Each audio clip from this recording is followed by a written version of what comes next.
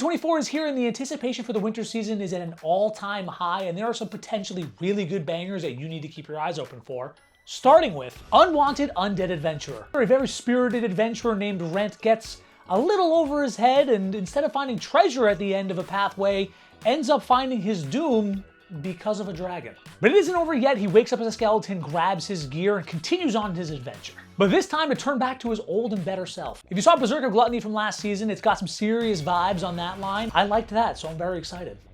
And next on the list, if you've been wondering where the creators of Akame ga Kill are, they've been focusing on Chained Soldier. The 2010s insane fan service and harem action plots are back, and they're more degenerate than ever. That being said, it doesn't mean that it's lacking on its fights, because the trailer for sure is showing some very high quality production on that, and it looks sick. And keeping the theme of a secret underground organization fighting monsters, I'm here for it. And a lot of harem anime do hold on to that degeneracy factor a little bit harder than they probably should, but the next one is a little bit cleaner, I hope. Tales of Wedding Ring starts with main character Sato finally telling his best friend that he's in love with her, but it's an isekai, so they get whisked away to a new world. Luckily, Hime takes him as her groom still, but as always, prophecy says there's some ball and chain involved. Calling him the Ring King, he has to defeat this world's Demon King. Remember how I mentioned it was a harem? His power comes from a bunch of princesses.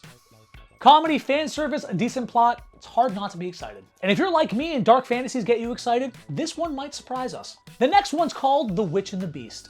Witches live up to their 1400s definition and go around casting curses that have almost no cure. While on the trail of another case, our main characters, Cat-Eyed Guido and Asaf, end up in another town where a witch has convinced everybody that she's a hero. And secretly, I'm hoping this one gets a lot darker than it already feels. Maybe you're thinking to yourself, this season probably doesn't have a lot of isekai.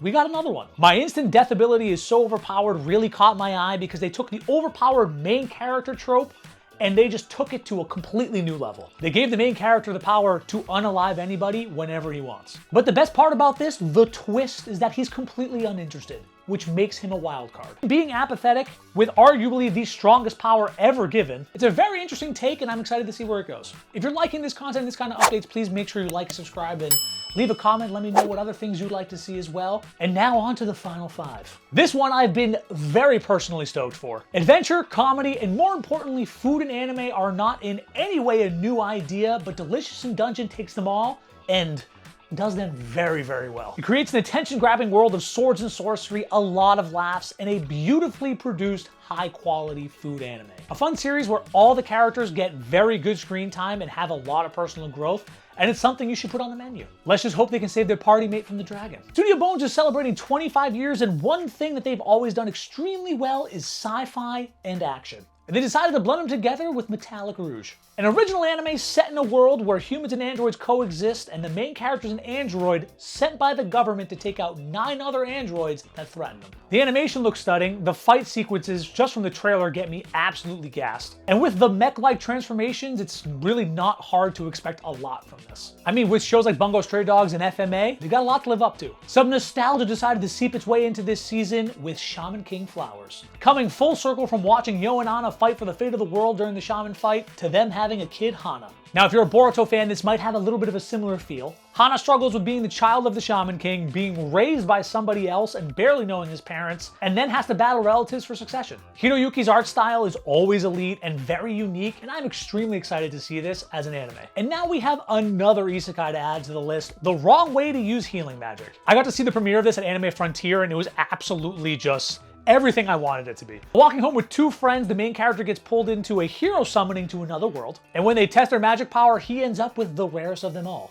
healing magic. The captain of the rescue team finds out and steals him for herself and puts him through absolute training torture. But he becomes a absolute savage. And this is a power that I wish I had in real life because I could push my training even more. And we finally made it to the last on the list, the #1 spot, and the most anticipated anime of arguably all of 2024, Solo Leveling the Anime. A world where hunters enter dungeons and fight monsters, and the MC is as weak as you can get. But to take care of his mom's medical expenses and to put his sister through school, he needs the money and he aims to be #1.